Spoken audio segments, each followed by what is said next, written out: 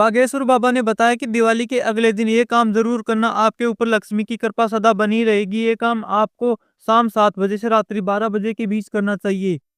कल एक उपाय और करना, बहुत सटीक टोटका है वो। टोटका क्यों कहें, बहुत अच्छा उपाय है महालक्ष्मी की कृपा पाने के लिए। 7 तांबे के सिक्का, 7 गोमती चक्र लेकर के लाल रंग के अथवा पीले रंग के कपड़ा पर दीपावली को लक्ष्मी पूजन नारायण पूजन के समय, जब गणेश लक्ष्मी नारायण पूजन आप करें उस समय रख देवें।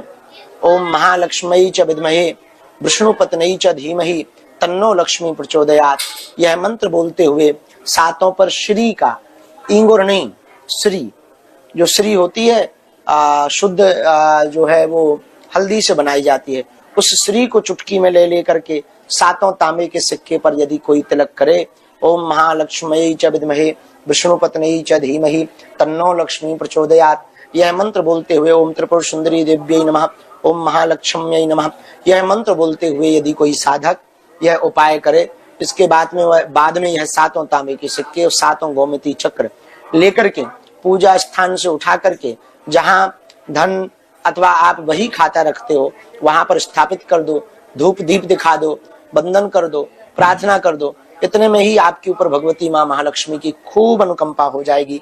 यह उपाय आपको माला माल कर देगा, यह विधि आपके जीवन को परिवर्तित कर देगा और यह दीपावली का अचूक उपाय आपके ऊपर महालक्ष्मी की धन की कृपा वर्षा होगी और आप जो जो कार्य करेंगे दिन दूने रात चौगने बढ़ेंगे।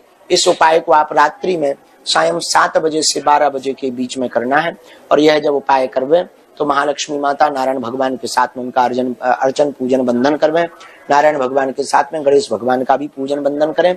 पुनः समस्त बागेश्वर धाम के प्रियजनों को आज नरक चतुर्दशी श्री हनुमान जन्मोत्सव की बहुत शुभकामनाएं। बालाजी महाराज बहुत दिव्य रूप में आज दर्शन दे रहे हैं, उनका बहुत दिव्य श्रृंगार है।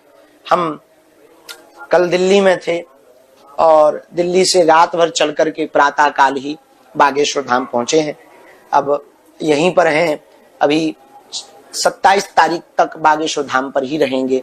28 को फिर पुनः आगामी पदयात्रा के लिए यात्रा पर निकलेंगे। आप सबके लिए हम मंगल कामना आज के पूजन में हम कर रहे हैं कि आप सब पर हनुमान जी की अनुकंपा हो गए, बालाजी की अनुकंपा हो गए, आप सबका जीवन हनुमान जी मय बना रहे। इसी मंगल कामना करते हुए दीपावली की एक दिन पूर्व की संध्या की आप सबको श्री सीताराम, जय बागेश्वर धाम की। हनुमान जी आप सब पर कृपा बनाए रखबे। ऐसी कोई गली नहीं जहां बजरंग बली की चली नहीं। कि हनुमान जी का दो बार जन्मोत्सव क्यों मनाया जाता है, तो हमको वहीं मंदिर पे एक भाव याद आया तो हमने पंडित जी को सुनाया। हनुमान जी का जन्म 2 बार ही हुआ, सबका तो 1 बार होता है, हनुमान जी का 2 बार हुआ। बाल्यकाल में अंजना माता के यहाँ पर अंजना नंदन बनकर के हनुमान जी का जन्म हुआ और जैसे ही जन्म हुआ सो भूख लगी, गगन में मारी एक उछाल मार करके सूर्य भगवान को ब्रेकफास्ट में खा गया। दूसरा जन्म हुआ जब लंका हनुमान जी गए, माता जानकी जी ने कहा तुम दूत बनकर आए हो, आज से हमारे पूत बनकर के रहोगे।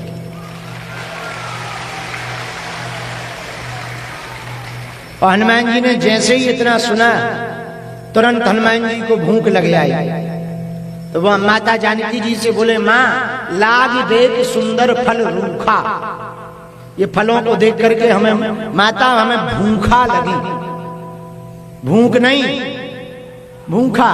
तो माता जानकी जी बोली ये भूखा क्या है? हनुमान जी बोले माँ हमारी आदत है, हमारा जब भी जन्म होता है हमें भूख लगती है। एक बार माता अंजना के यहाँ जब प्रथम बार जन्म हुआ था तब भूख लगी थी तो सूर को खा गए थे, अब दोबारा भूख लगी है तो यहाँ रावण की बाग में लगे हुए फलों को खाएंगे। विविध मतानुसार हनुमान जी का वर्ष में 2 बार जन्मोत्सव मनाया जाता है। आज एक जगह हमने वर्णन मिला हमको पढ़ने में, एक संत कहते थे कि नरक चतुर्दशी दीपावली के एक दिन पूर्व का वो दिन है जब माता जानकी जी ने हनुमान जी को वरदान दिया था कि तुम अजर हो जाओ, अमर हो जाओ, गुण निधि हो जाओ, सकल गुण निधान हो जाओ, राम जी तुमसे बहुत प्रेम करें और तुम दूत बनकर आए हो, पूत बनकर के रहो।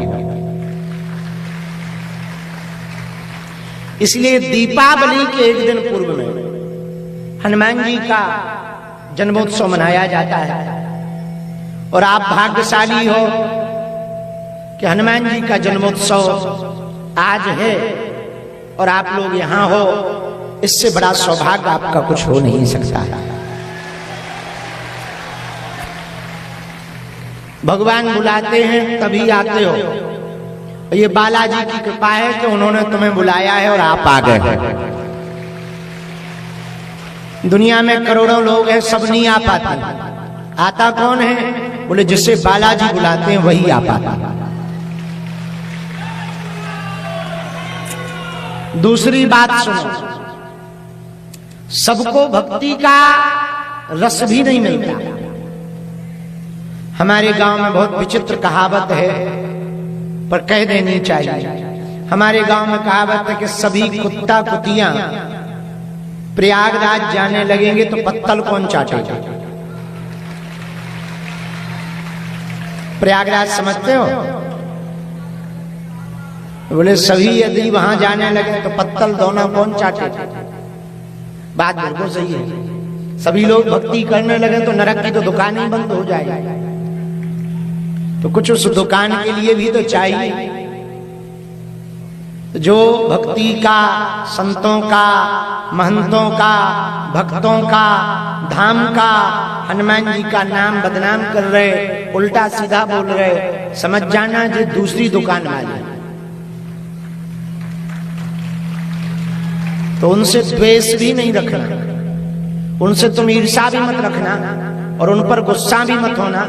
भगवान की अपनी अपनी कृपा है सब पर। जिसको भगवान जिस लायक बनाते हैं वो वही कहता है, वही बोलता है। हमारा उद्देश्य तो एकमात्र है, आपको दरबारों में भटकना ना पड़े, आपको दर दर ना भटकना पड़े, आपको तांत्रिक मांत्रिकों के चक्कर में ना पड़ना पड़े। आपके सदा सदा के लिए हनुमान जी हो जाएं और हनुमान जी तुम्हारे हो जाएं। हमारा तो एकमात्र उद्देश्य है, इसी जन्म में जो जन्म आपको प्राप्त हुआ है, इसी जन्म में आपको हनुमान जी की परम भक्ति की प्राप्ति हो जाए, ताकि आपको संपूर्ण जीवन भर आपकी आने वाली पीढ़ियों को किसी गुरुओं के चक्कर में भी ना पड़ना पड़े। सब हनुमान जी के भगत बनते जाओ।